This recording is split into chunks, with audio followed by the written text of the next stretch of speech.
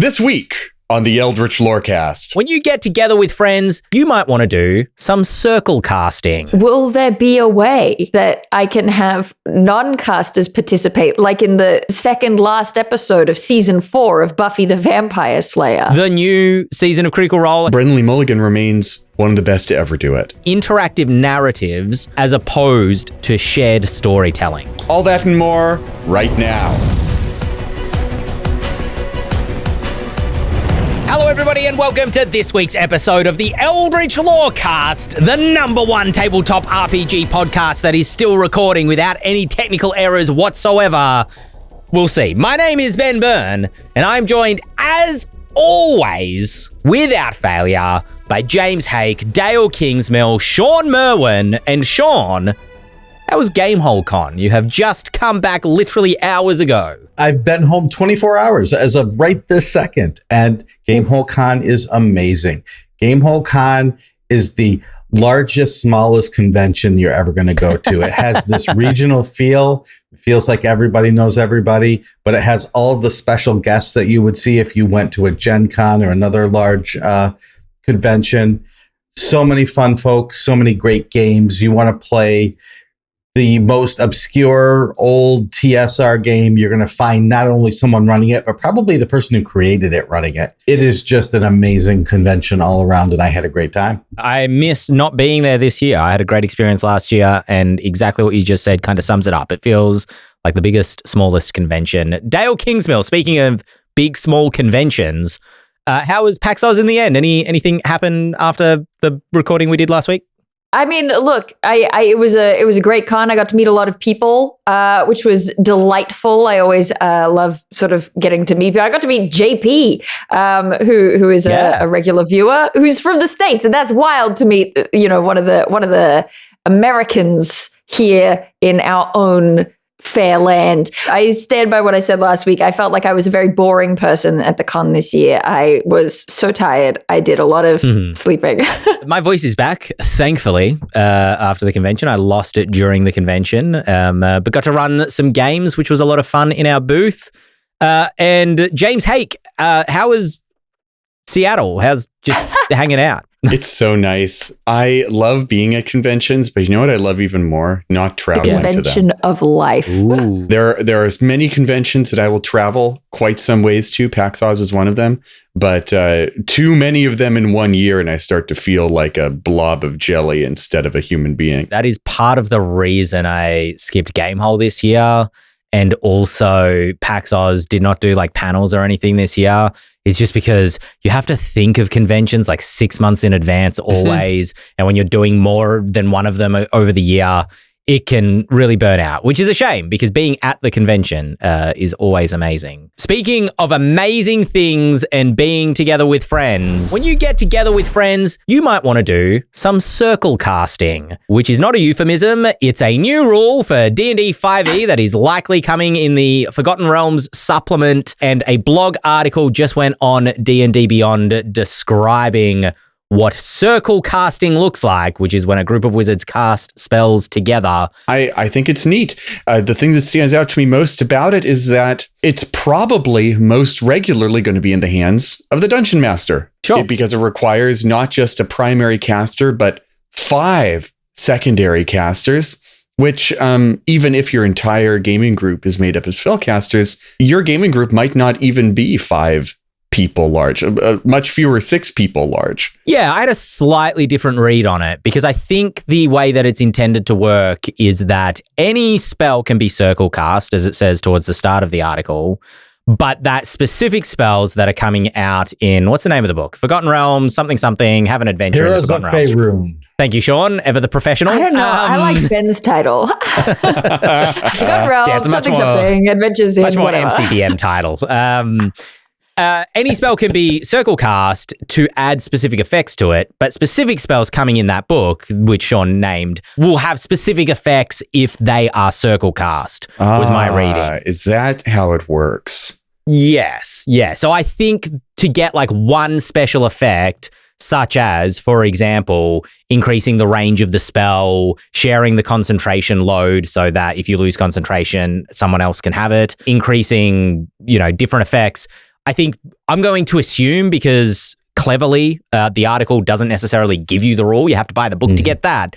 But it describes what happens. My reading on it is like the more spellcasters you add to the circle casting, the more special effects you can add to the individual spell. I'd buy that. Which is cool. It's like flexible casting, you know? We talked about it briefly at Gamehole Con on the live recording of another podcast that I'm on. Ooh. And it was very interesting that we did not get any details about either the casting or the spells.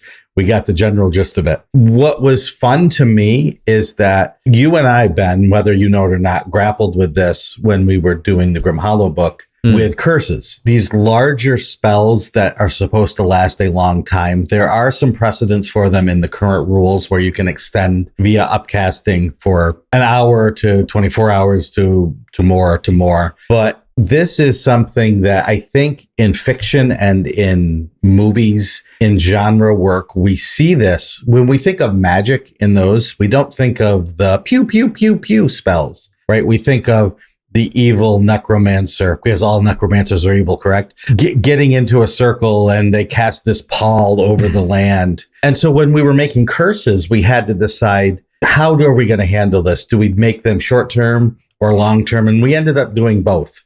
They had a short-term effect, but if the enemy got away or if the player characters got away, they would still have these ramifications going forward. So I like the fact that they're at least attempting this. Yeah. Now, the question, as it always is how will it work at the table when we get power gamers going, well, I'm going to circle cast Meteor Swarm. So it goes on for 6 days. Right. So it's going to be interesting to see what the specific actual rules are and how they work with circle casting. That's completely how I feel about it, because I think it's such an exciting idea. You know, like cultists everywhere just got a little boost in flavor. And I think that it's a really fun and flavorful thing to look into. But I think it will be interesting to see how it gets mechanically implemented and how that meets the players where they're at, and how they engage with D&D. I'm also a little bit curious because I know that I read the 2024 Sorcerer when it came out, but I don't remember anything about it. And I am curious how this lines up with at least the version in my head of sorcery points and how they work and what they do. I wonder where this kind of abuts against that in the 2024 rules. But I love the idea. I love a little ritual of cultists all doing something nefarious in some spooky lightning tower. I like it and I want it to work. I mean, thematically, it's got all sorts of possibility here, right? We've got evil rituals. We've got the players teaming up with allied NPCs to do something incredible. We've got a big anime power friendship moment where all the spellcasters pool their magic together. Like, thematically, this is awesome stuff.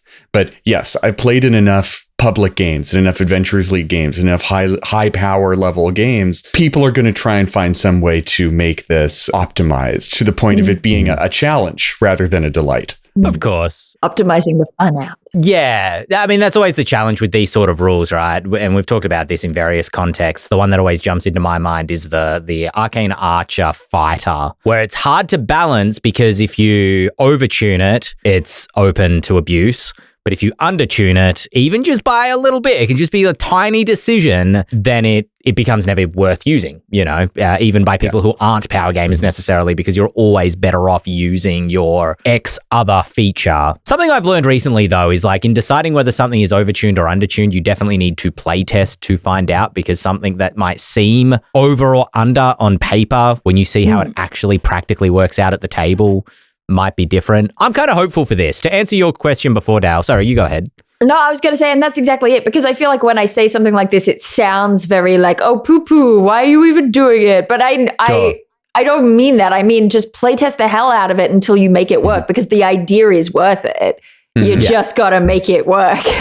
reading between the lines a little bit of the article, which is by Mike Bernier, I should mention, who does great work on D&D Beyond, wrote some articles for Grimhollow when he went on D&D Beyond as well. It's a really good dude, really excited to write about the game. Reading between the lines of the article on Circle Magic, the way I'm assuming it's going to work is that it talks about how you have a primary caster. If your primary caster is a sorcerer, I'm going to assume that they can use their sorcery points to adjust the spell in any way they want. And then your secondary casters will further adjust the spell through the circle casting features. But if your sorcerer is not the primary caster, they're not going to be able to make any adjustments to the spell, because the way the article is worded is whoever's casting the spell as the primary caster is the one who makes any decision around how the spell is cast, who it's targeting, anything like that.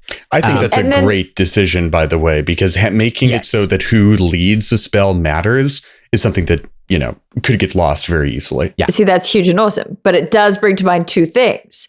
If that's the case, and if it's like, I don't know, double the potency in whatever manner that you're wanting with your sorcerer, and then add on to that again with your circle casting, then why would anyone other than the sorcerer ever be the primary caster is the question that comes to my mind. Oh, that's true. That's a good point. That's a good point. Or you don't have a sorcerer on the other end party. of things as well, it becomes a little bit like, oh, well, why do circle casting when there is a sorcerer who can do those things anyway? Or it becomes, I think it will be, I'm not saying that those things are reasons that it doesn't work. I'm saying those are things that come to mind as things I would be interested to see how it works. Yeah. Ben said earlier, or someone said earlier, what if you're the only caster, or what if you don't have to? But in 2024, if you take the Druid Initiate feat, you're a caster, even if you're a barbarian, right? If you're an elf, you're a caster, even if you're a barbarian. But are you a caster according to what these rules will say you're allowed to? So it's going to be interesting to see how is it that you just need to be able to cast a spell? Is it that you have to have a spell slot? Well, if you have to have a spell slot to do it, then suddenly the removing spell slots from the monsters becomes an issue, because now all of those spellcasting monsters that do it 3 times per day don't actually have slots. So that hopefully they thought, I'm sure they thought ahead to say, well, that won't be an issue then. We're not going to say you must have the X number of slots, because that's a thing that monsters don't have now. So just need to keep all of these things in mind as we wait for this. Will there be a way that I can have non-casters participate, like in the second last episode of season 4 of Buffy the Vampire Slayer, when of course Xander Harris participated in the ritual spell casting as the heart of the group. There you go. I mean, I wouldn't be upset as well with this if this is not, like, circle casting is a cool feature that is not going to be applicable to every party because the characters you chose were not the characters, do not have the skills or the spell slots or the makeup to be able to circle cast. I'm a big fan of, like, not every tool needs to be used for every job, and not every story needs circle casting. We'll see how it's balanced, if it feels like a requirement for certain parties or not. But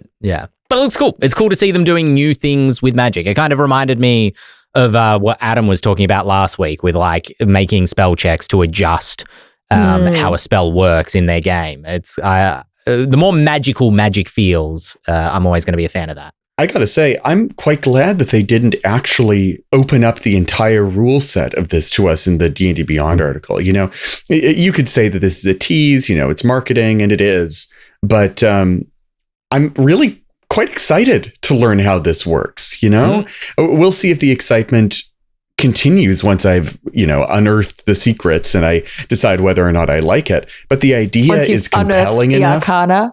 I want it. It makes me want the Forgotten Realms book. It makes me want to see how they've handled this iconic, fantastic idea. Well, we shall see how that unfolds. I do have another quick question here, but is anybody keeping up with the new season of Critical Role? I think 2 episodes have dropped so far. I've just had a couple people say to me, oh, it's really interesting what they're doing. Have you seen it? And I'm like, I have not. Have any of you? Brendan Lee Mulligan remains one of the best to ever do it. It's dramatic. It's a high drama series right from episode 1. Like, it starts at a funeral. Brendan has a very keen eye for drama, and I think the Critical Role folks are very good at saying yes and. And so their characters have all, they've all got a mutual connection to someone who's died. And the very beginning of the show really immediately deals with the sort of personal ghosts, the skeletons in the closet that follow this large cast of characters. Oh my God, it's just like Pretty Little Liars. Exactly. This is one of the Dael talks about her TV shows days. Now, I'm not fully up to date on the show. I think that the latest episode begins the table split that's been talked about, right? It's a 13-person cast. 13 people, 11 people, 13 people, into multiple tables, into 3 different tables. And we're just beginning to see how this will happen. And so I haven't seen it happen myself. The chemistry that all of these people have is really good. The performances on offer are really high quality. So it does feel, though, like performance being the operative word there. And we talked a little bit about this last week. From what folks have been telling me, it's really interesting because they've got all 13 players there, but different players will arrive at the table and leave the table, and the composition will change at a given moment as scenes change and become relevant to different people. Don't play your D&D game that way. Don't make somebody leave your table and go and sit in another room and wait to be called upon. That is not how a tabletop game should be played.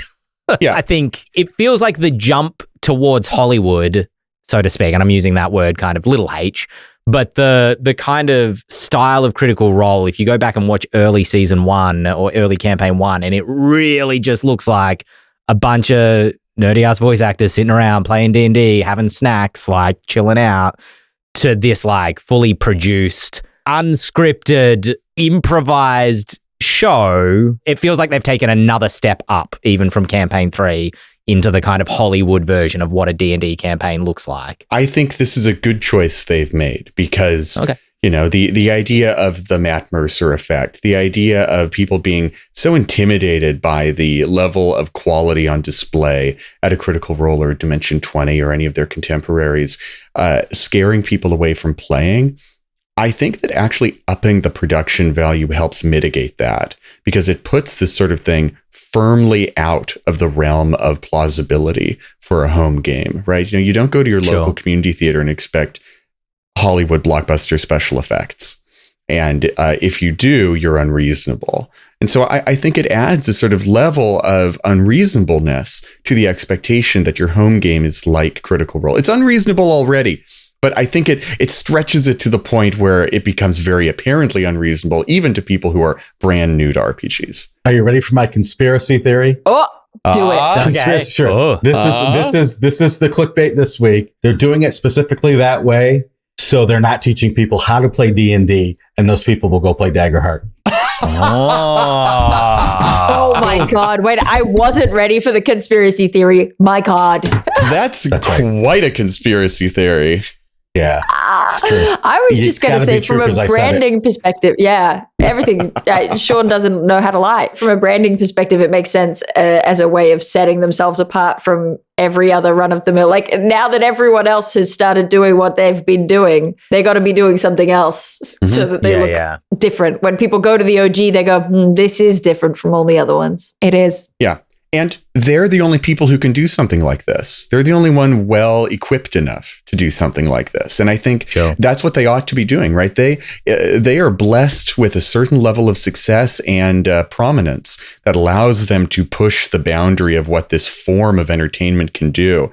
And so I'm glad that it's a bit bold to call it a moral obligation. That's a bit dramatic. But I do think as a business decision and as an artistically integral decision, it's a good move. Critical Role are an entertainment business. Their primary goal is entertainment. And then secondary to that, it's related to games and gaming. And then tertiary to that is sort of game design, it's this trickle down thing, but their primary goal is entertainment. So I'm not going to fault them for choosing entertainment over accuracy to the game. No, and I'm not either, for the record. And I am also kind of a Matt Mercer effect apologist, where I think you totally can run your game in a cinematic way as the rest of the party are willing to buy in on.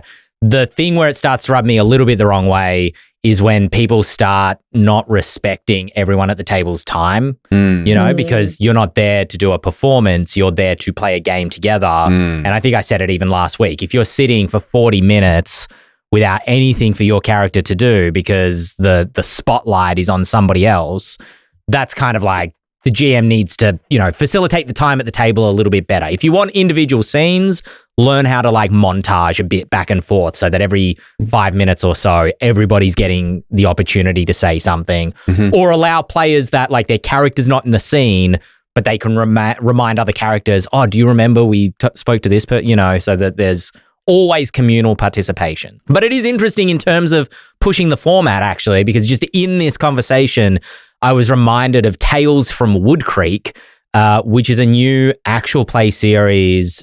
Deborah Ann Woll is dungeon mastering it. The Dungeon Dudes are involved in this. There's a couple of other folks as well. Anjali? Is this the one with Anjali? Yes, it is. But they've put out a trailer at the moment, which I'm seeing, I think, on the Dungeon Dudes channel. It's just like a 2-minute kind of trailer, but it looks escape roomy vibes, where they kind of all walk off and do separate activities, like physical activities. It almost looks like a high production version of Zach Naum's like D&D, but all the roles are for real vibes to it. It looks very cool, I will say, but also like an evolution of the entertainment format of an actual play as opposed to everybody sitting around a table. I'm really grateful for shows like that. And Moth in chat mentions KOIOK from Hyper RPG. Yeah. Being another similarly boundary pushing bit of RPG media. Pronounced that way. It's because I've never watched it. I don't know the right way to say it. All I know is that it's never change. Keep doing it. Yeah. It's just that a lot of these things, the stuff that pushes the boundaries, because it's sort of on a bleeding edge, usually means that it doesn't get the attention that it deserves. And that's a big financial risk, especially for studios that don't have a deep well like Critical Role. And let me say, Critical Role, even a small indie studio, despite being they're a big fish in a large pond, but they do not have infinite money to burn, certainly. Sure. And so, I had some worries watching this season begin because it was such a stylistic departure, or I guess a format departure from what they usually do. I wish the financials were there for more RPG entertainment studios to do something like this, because it's always really cool. Well, I mean, if people are able to keep pushing the format, we will see how, like, there's the Critical Role cartoons at the moment on Amazon. Can we ever imagine, I don't know if this would make sense for Critical Role themselves, but can we ever imagine an actual play itself being on Amazon? You know what I mean? Because Wood Creek looks like it almost could be, right? In terms of the level of production values on that. What was Harmon Quest on? Oh, that's a great question. What was Harmon Quest on? We will never know. I feel like Critical Role did something that no one else had done as they could. Right? We had some Acquisitions Incorporated podcast stuff that predated that, but they did something everyone followed. And Critical Role started, I think, to see people trail off. They started to lose interest in that as they went to their niche places. If they want to ascend to the next level, then they need to do something different. And this seems to me like that different thing that may again capture a new and curious audience to that form, which makes perfect sense. Fair. According to Wikipedia, Harmon Quest was on streaming service CISO, which I've never heard of in my life. I remember CISO. I think the My Brother and Me show was on CISO. Oh, okay. Right. Unless I'm getting two short-lived Mayfly subscription services mixed up, which I might be. You're thinking of SoC, which is a whole different. It's on Glorp. How could I have forgotten? It's literally on Tiki. Well, I am not going to segue this next topic. Just two further quick notes for news this week. First is the sad passing of Rob Wieland, who was a game designer, author, and games journalist. Has sadly passed away at the age of 48. Designed for tabletop RPGs, including Star Wars Saga Edition, Shadowrun, Firefly, World of Darkness, and Savage Worlds. And additionally published their own 2 games, Camelot Trigger and a Save Game, and was a longtime writer for the Milwaukee Record, Forbes, and was a columnist for EN World as well. Survived by a wife and daughter, I believe. And thoughts with them at this time. Tariff talk, we're all exhausted by it. I had to actually read into this a little bit to make sure I wasn't just repeating old news. The long story short is that China has decided to curb its exports of rare earth minerals, which are vital components for electric vehicles and semiconductors and other forms of electronics.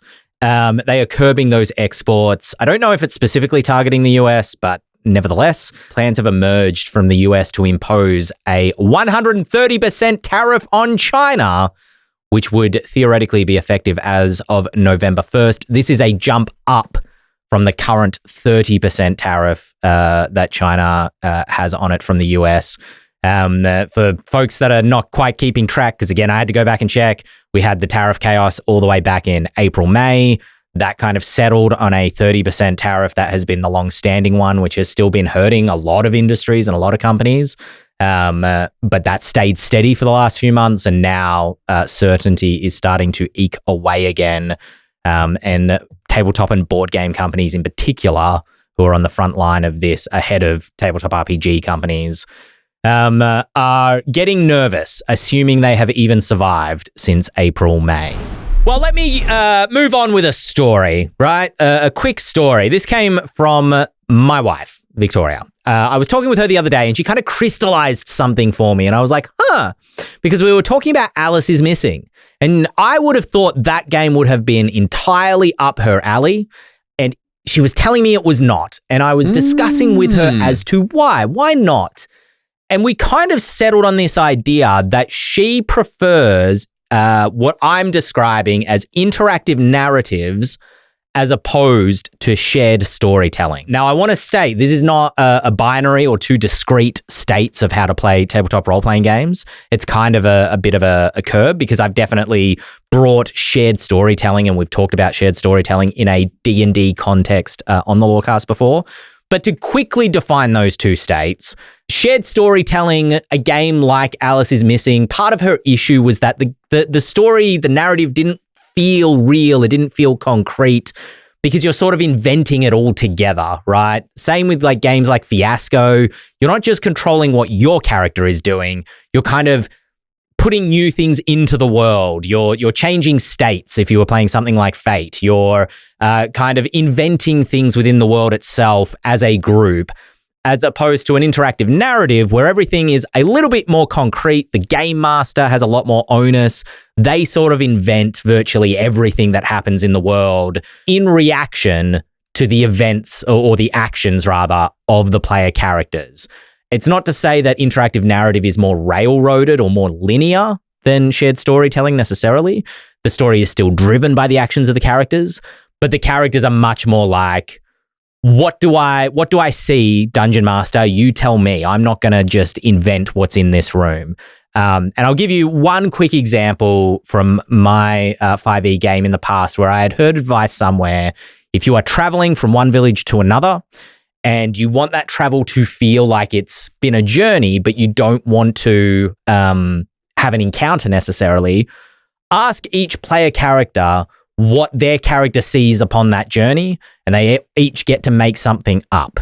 And I've had players dive into that and be like, oh, I see a wolf and it reminds me of my patron, of the Fae patron, whatever. And I've had other players go, I don't know what I see. You tell me. You're the GM, right? The difference between shared storytelling, everybody's kind of contributing to the story, and interactive narrative where the GM makes everything up but the players interact with it. Is that clear? Is that a dichotomy that you folks recognize? Is this something worth discussing for game designers? Discuss. Do you mind if I jump in? This is very worth discussing. Please. I was literally having this discussion on Friday after my Daggerheart game. And this is relevant because Spencer Stark designed both games, or at least was a major stakeholder in both games, Alice is Missing and Daggerheart.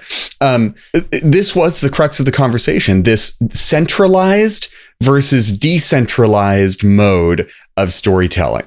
I think of both Alice is Missing and Daggerheart as writer's room games, whereas I think the more traditional style of RPG is a more, we can call it exploratory style of game, where a master narrator, a game master, has a space that is being held in their mind.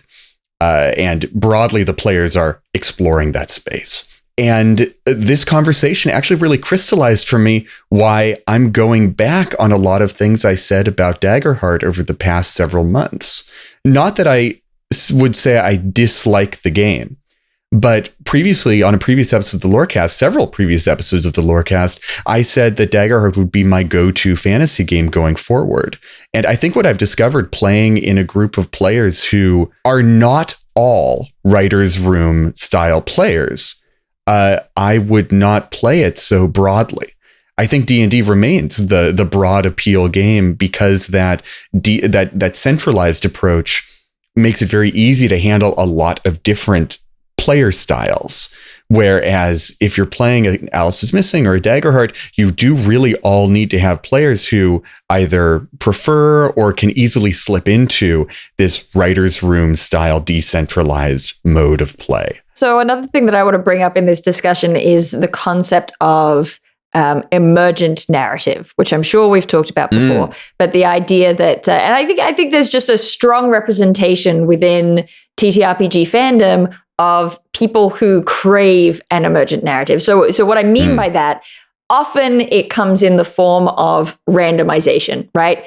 Things that are randomized but lead to this incredible story. If I point to a video game like XCOM, I love because of its emergent narrative. Because you know this soldier got kidnapped at this time, and then they were rescued by this soldier who happens to have the same surname, so it's like they're siblings, and so it sort of builds this story of its own accord that you are then reacting to.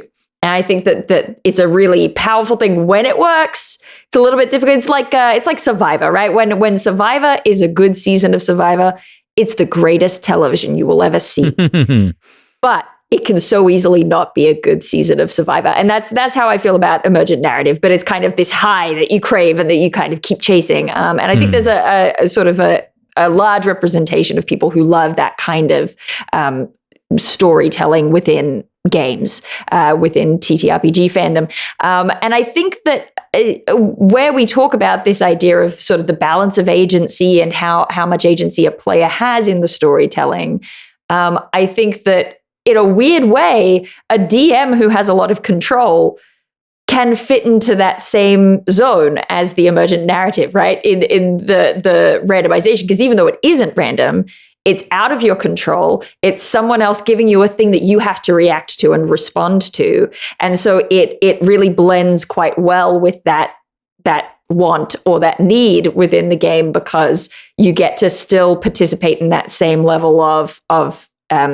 reaction that you're looking for with your character. And that balance of agency is still, a lot of it is out of my hands, but what I control is my character. Whereas a game like Alice is Missing, or, many games, many wonderful games, the randomization element is really minimized, as well as handing a lot of that sort of DM control over to players as well. So even like you mentioned in the run sheet, a game like Fate, which at first really surprised me.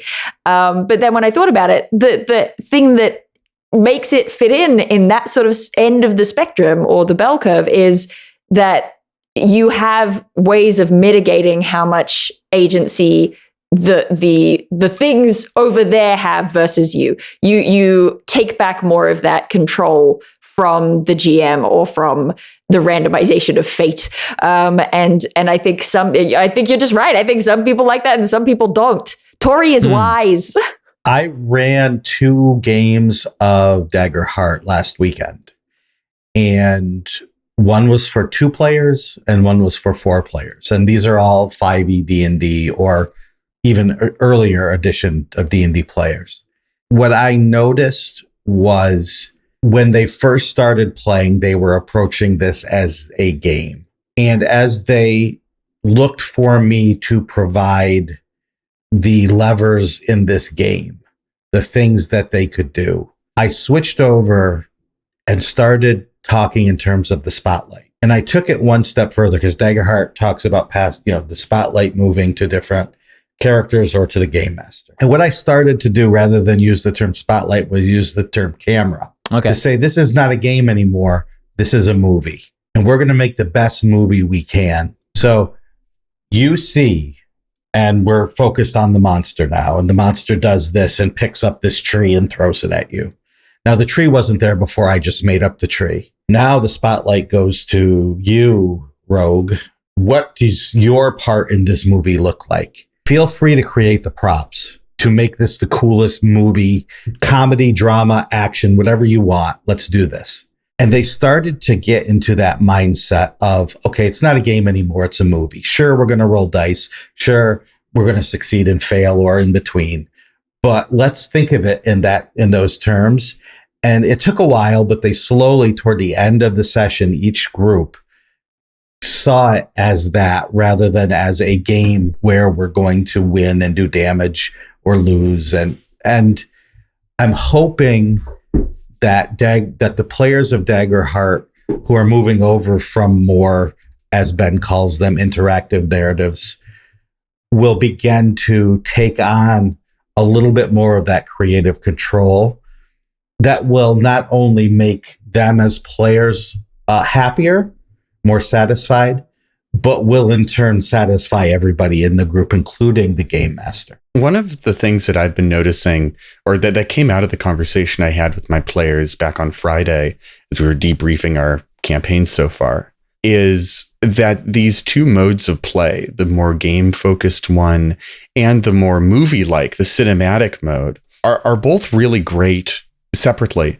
But one thing that was really difficult for my players was the cards, the combat, the rules-heavy portions of the game, because those parts of the Daggerheart system remain quite rules-heavy. Yeah, it's a story-focused, rules-heavy game, right? And there were all these moments where the hope and fear system, though they seem really powerful on paper, often made it difficult for the players to justify the kind of narrative that they wanted to spin. Did you find that sort of thing happened while you were running your games, Shawn? The one issue, and this is super technical, the one issue was one player was playing a guardian, and there were only two players. Mm-hmm. And the guardian got separated from the other character. And the guardian is all about guarding their allies. Well, if you can't guard your ally, all of the cool things that your powers and cards do aren't usable. So they ended up just doing their sword attack over their axe attack, I guess it was, over and over and over again. And that's when I started to try to help them out by saying, think about something around you that may make a difference to you. Is there something that you could do with a prop that would, even if it didn't give you a great advantage game-wise, made the scene more exciting rather than you just, the camera's on you and we have another axe hit. And that's when I think the light went on and it became, oh, I see, I have a little more agency here to make this more interesting.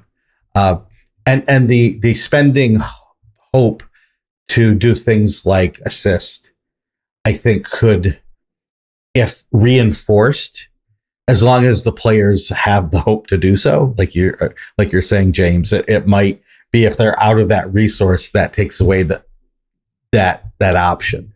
But come into the frame here of this camera, right? Come into the frame and show me what you do. Show me how you add to this scene.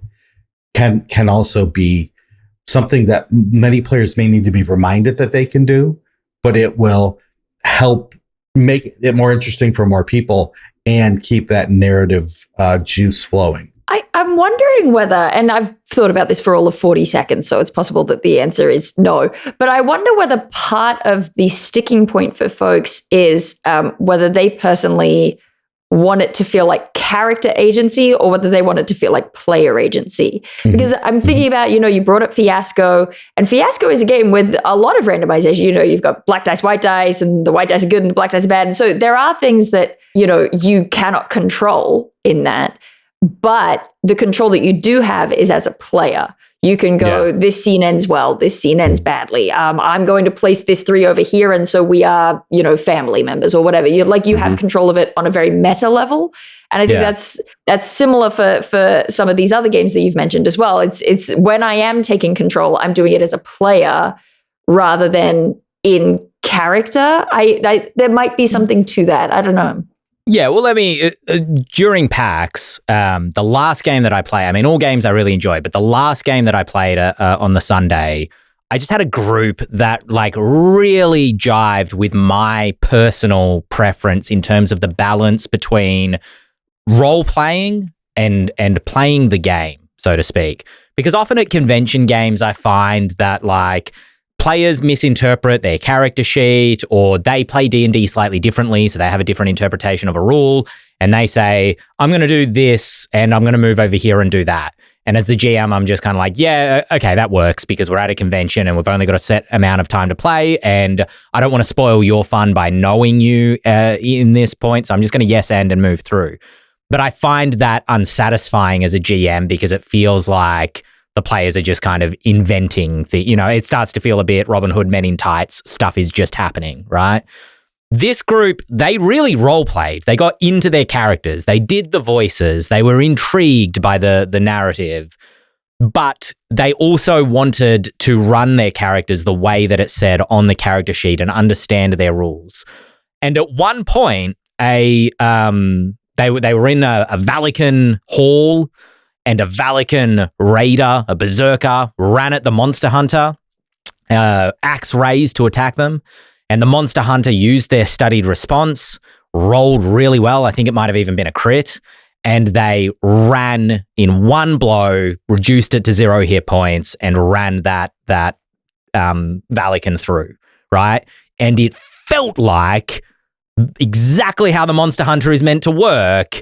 You raise your weapon, you've exposed your chest, I have a split second, and I'm going to take it to pin you straight through the chest with my sword. Here's the thing. Everything clicked mechanically with the rules. None of this was the player deciding, oh, I see a Valican coming at me, so I run them through with my sword. No, I, the GM, made the decision to run them forward, right?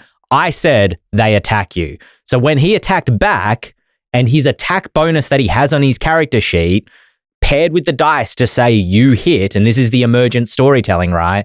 The emergent storytelling, if they rolled too low and they didn't hit, would be you missed instead. But the emergent storytelling was that they hit, and then they rolled enough damage to run this guy through, and it felt exactly how it was meant to happen. But it didn't feel, from the player's perspective, arbitrary. It didn't feel like the player had just invented some stuff to make their character seem cool. Their character just was cool because of the emergent storytelling that happened, because of the way the mechanics and the season of Survivor narrative clicked together. Right. And everybody, and I think that from Tori's perspective is the issue, is she feels like if she's just making it up, her character's not cool because it's cool. Her character is cool because she's saying so. You know what I mean? And everybody's going to have different preferences. But as a GM, it stresses me out a little bit, because I fully get, like, I think as a player, I'm probably slightly more on that side. Because as a player, it stresses me out having to come up with a thing and add it to the story. I feel like I'm going to do a bad job, or I'm going to take it in a different, I don't know. I feel like I'm going to make it bad. As a GM, I forget stuff all the time. I forget to describe all the things that are in the room. Sure, yeah. So I don't know, for me, when I'm playing, and I think also as a GM, my favorite middle ground is when someone will frame it just in a slightly different way. It's very similar, but you know, that thing of like, is it possible that there's a coat of arms with swords hanging on the wall? I don't know, you know. Sure. Is it possible that in this room, is it reasonable to say that in this, custodian's closet, that there is a mop? You know what I mean? Like that framing of it, where it's like, you didn't say this, but is it reasonable for me to say that there might be one, so that now I can do something narrative and cinematic? And what you're saying, Dael, is, you know, people going outside of the rule set into a sort of broader tradition of improvisational performance and pulling that in, right? So you are giving the GM a prompt who has a sort of authorial agency over the scene and saying, will you yes and me on this? And it's sort of this under the table agreement rather than on the table with the rules. And what really excited me at first about Daggerheart is that kind of in the tradition of Powered by the Apocalypse or Fate style game, that under the table agreement has been brought atop the table. And there is now some kind of codified, maybe not mechanism, but at the very minimum social contract that says this is something that we are going to do. And it's in fact a core component of the game. And I think the thing that has kind of frustrated me about Daggerheart as I play more of it is that its social contract and its codified narrative agreements are a little bit too loose for me. The way that Daggerheart's many narrative resources, hope and fear and stress and hit points and armor and all of those things, none of those ever coalesce for me yet. And maybe this is a amount of play issue, maybe, or maybe it isn't. None of those have really given my players a sense that they can meaningfully impact the game world, but with a level of restriction that makes it feel fair. Feel real. Yeah. You know, because if you're just Feel inventing real. stuff in the game, it feels like if hope could be spent to, add things to a scene, if it's a currency, a meta currency that can be spent to modify the scene, I legitimately think that would make the scene feel a little bit more real, because it feels a little bit more removed from, and now I've got a force field that blocks laser guns, sort of childhood play. Well, I mean, that's what Fate does, right? Fate says spend a Fate point and you get to add something to the scene. And I see nothing that I have seen in my study of Daggerheart and my play of Daggerheart yet would say that you shouldn't say, okay, spend a hope and do this. Mark a stress and do this. You want to step in front of the blow, but normally you can't. Well, mark off an armor and you can do that. I think that's there for the taking, but you're right. It is not codified, or at least in a way that I've seen in the rules at this point. And for a game that has, by some of its creators, kind of been sold to me as a way of the game kind of reaching out and taking your hand and codifying some of these folk traditions that we have of playing D&D into a concrete system, it doesn't do that in the way I want it to. And so for me, a perfect version of Daggerheart would be clearer about its narrative mechanical kind of unities. First thing, it once again reminds me of Adam Carnivale last week saying, oh yeah, sure, you can do that weird and unusual thing with your spell that is not written anywhere in the rules, but you're going to have to make a spellcaster test, a magic test. I've forgotten Arcana. all the terminology. Thank you so much. Make an Arcana roll, a skill check. I was just using draw steel terminology by accident. But just putting those restrictions back on it so it feels like you have to earn it a little bit rather than just making stuff up. The second thing is, I feel like I'm coming back to the old jungle gym. I feel like I always talk about the safety of the jungle gym. It gives you a scaffolding, a structure to build off of when you're playing a TTRPG or running a TTRPG. And there is something to be said for the comfort of a jungle gym versus a sand pit. Just being put in the sand pit and told, make your own fun, versus, getting stuff to climb on. And look, I'm going to need other people to do the heavy lifting for the metaphor because I've run out of words. But there's something in there. And I again, it's all a spectrum and not just a jungle gym versus a sand pit, obviously. But you get it. Is there a game that you can think of that holds someone's hand as a player in doing that narrative addition without making them feel, one, on the spot, or two, silly if they can't come up with something cool? I'm thinking of some, I don't know. I'm thinking of something like, okay, we're about to start the encounter. It's in a swamp. Everybody give me one thing that you want to add to this scene. Can you think of a game that does that? I feel like there's one in the back of my skull, but I can't think right now. I ran out of words mid gym speech. Is that kind of how telescope or microscope works? I mean, I know it's a very different game, but right, yeah, it's that. Yeah, it would be like that, but on the encounter mechanical level, because I feel like something like that would codify it in some way. It would let the people at the table who aren't comfortable doing that see other people do it, and then maybe come up with something. I don't know. I'm trying to think of ways to split this difference that we've put up between the narrative or the shared storytelling and the interactive narrative, where it makes people feel more comfortable doing it. And so maybe they will start doing it again, if everyone wants it, to everyone's pleasure, more freely. Give them some practice. I mean, I am answering a slightly different question to the one that you've asked, so I apologize. But I wonder whether something like Dread gives you a little bit of practice at it because it is so bare bones on the mechanics, but that mechanic does make you feel like you've earned everything that you got. So when you say, oh, I want to do this thing, like it really is, I mean, it's so far in the realm of that storytelling though, that I don't know that it's a good place to, if you already know that you don't like them, I don't think it's good training wheels. But if you don't know that you don't like them, I think it's great training wheels. I mean, and I think this discussion, I think, you know, if there's a middle ground between them, you know, maybe Daggerheart kind of is that nice middle ground, or 5e D&D when you have a more you know, they're not codified necessarily in the mechanics, but I've had things in D&D 5e where, like I said before, you guys are traveling on the road, tell me something that your character sees and make it up entirely, right all the way to me asking a player, what does their spell look like? And they just read the description straight out of the player's handbook in terms of their comfort levels with, you know, inventing things. And I think that an element of shared storytelling and an element of interactive narrative is going to exist at kind of both ends of this scale, especially when we're talking about like fantasy role-playing games like Daggerheart D&D, as opposed to, you know, the more like Fiasco, which is kind of almost an entirely different thing. But it's a worthwhile discussion because I think for my... I just realized as well, Jason Morningstar, of course, is who Fiasco, is super embedded in the realm of freestyle American LARPing. So sure. Things like Alice is Missing and Fiasco, it's worth mentioning, are kind of from the tradition of live action role play more than they are from the tradition of TTRPGs. And I just thought that was worth mentioning. Yeah. No, totally. Because I think it's worth knowing perhaps yourself as a player or possibly a GM, because that was the thing, is I would have really thought that Alice is Missing would have clicked with Tori, and I would have really thought that something like Daggerheart would really click with her.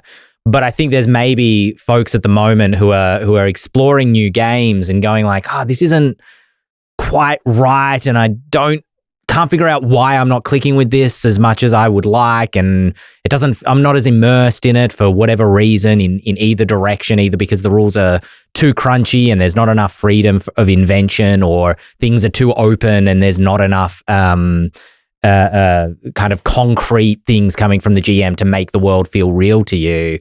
I think that delineation is subtler when you are in realms between like D&D and Daggerheart. And so just, reflecting upon that as a player and a GM, and then as a game designer or a GM in terms of like, what sort of game do you want to run or write? You know, do you want it to be more narrow and interactive storytelling, or more like everybody's contributing to the tale?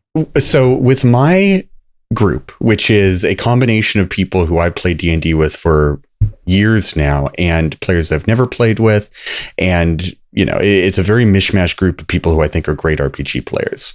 They love D&D. They sort of bounced off or just didn't click with Daggerheart. The game I want to run for them next is Ryutama, the sort of Ghibli and Final Fantasy inspired, quote unquote, natural role-playing game. And it's all about, journey. It's all about a big quest that prioritizes storytelling. And I always feel a little bit uncomfortable now when I talk about games that prioritize storytelling because of the conversation quite like this, because I don't think prioritizes storytelling in big quote marks is enough of an explanation anymore. Certainly not for people who I think as deeply about game systems as we do. And so it's a game that I've heard praised over and over and over again. I hear it's really cool, and it's awesome that it's a non-American role-playing game that's been translated into English. And I'm all of a sudden somewhat apprehensive, because in the past I thought, much like you did, Ben, that my players who love storytelling would naturally click with any game that bills itself as a storytelling first system. And now with experiences like this, it's sort of a shock to the system to have this revelation that, you know, there are variances and niches even within a storytelling first style of play. TTRPGs came from a long tradition of fantasy and science fiction. right? And as we read about Bilbo going into Smaug's Mountain, Bilbo doesn't say, "Oh, I wish there were a crowbar over here," and suddenly a crowbar appears. So it takes time to get past that sort of mindset of we are recreating these stories or movies that we've seen from our past, and we are actually creating these stories of our own. I don't think Dael is in thoughtful contemplation anymore. I think that their camera has in fact frozen. Oh, you're still here. You're still here. Sometimes I can still hear her voice. You want to see my ventriloquist act?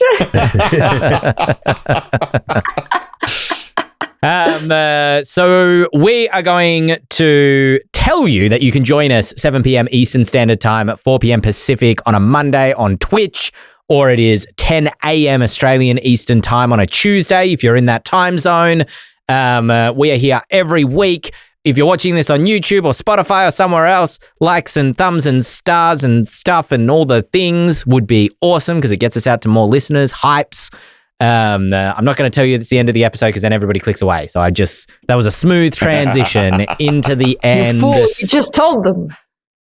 We didn't get around because that was a great conversation to any listener emails, but please do email podcast@ghostfiregaming.com if you have a question that you want to put to the panel that we will read out and discuss as a topic.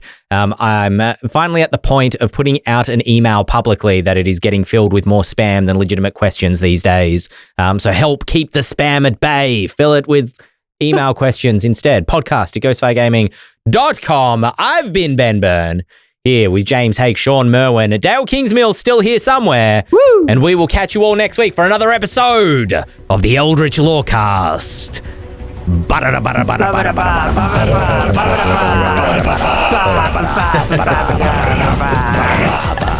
And Dael keeps raising her hand. Yeah. It's kind of the digital version of going like this. I have my agency. That was a really good conversation, y'all. That was Good, I'm glad.